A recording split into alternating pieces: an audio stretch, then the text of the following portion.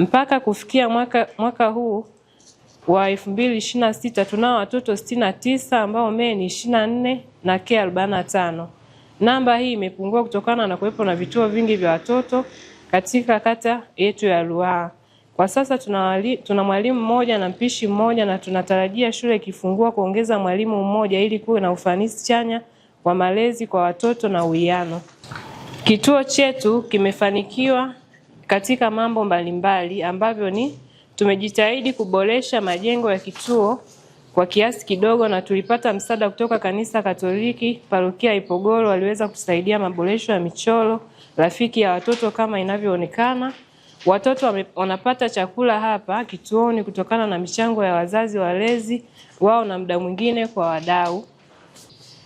Ni kituo cha kijamii ambacho kinaongoza kwa kuwa na idadi kubwa ya watoto 66 ukilinganisha na vituo vingine.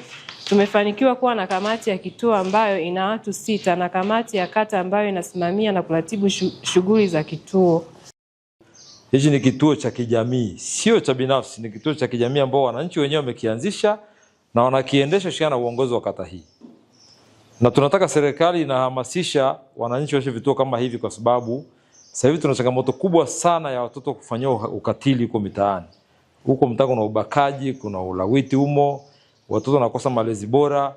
Sasa serikali kupitia program jumuishi ya malezi, makuzi na maendeleo ya mtoto inataka jamii kwenye kila mtaa washirikiane, waanzishe na kituo chao cha kulea watoto wao, ili wazazi wanapoenda kwenye shughuli zao za kiuchumi wala watoto baki sehemu salama ambayo wanaiamini.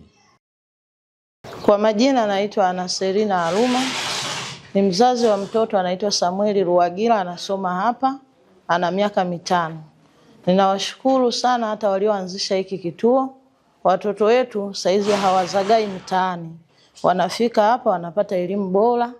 Tunashukuru wazabuni wote ambao wanaendelea kujitolea, na sisi wazazi tusimame tuungane na hao wazabuni ili tuweze kutoa ile michango tuliokubaliana. Naitwa Grace Chongolo, ni mwalimu wa malezi katika kituo hiki cha kulelea watoto mchana. Ninapokea watoto kuanzia mwaka 1 mpaka miaka 4.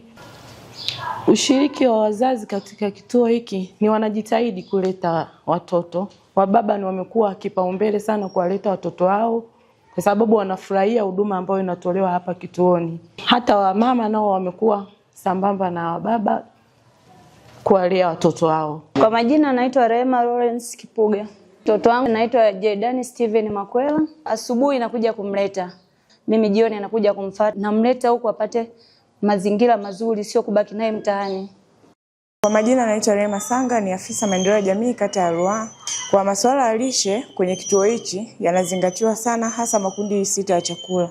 Saa 4 wanapata hayo makundi 6 ya chakula, lakini pia na muda wa saa 7 na muda wa jioni muda wa saa 10. Jamii ione kwamba kituo ni chao na kuweza kuchangia katika uendeshaji wa kituo hiki, ili kwamba tuwe na nafasi nzuri ya watoto kupata malezi pamoja na makuzi na sehemu ya kujifunza kwa watoto katika makuzi yao. Lakini pia uongozi wa kata niweze kupongeza kwa kusimamia swala hili, ambapo kinaweza kuwa ni kituo cha mfano katika mkoa wetu wa Iringa.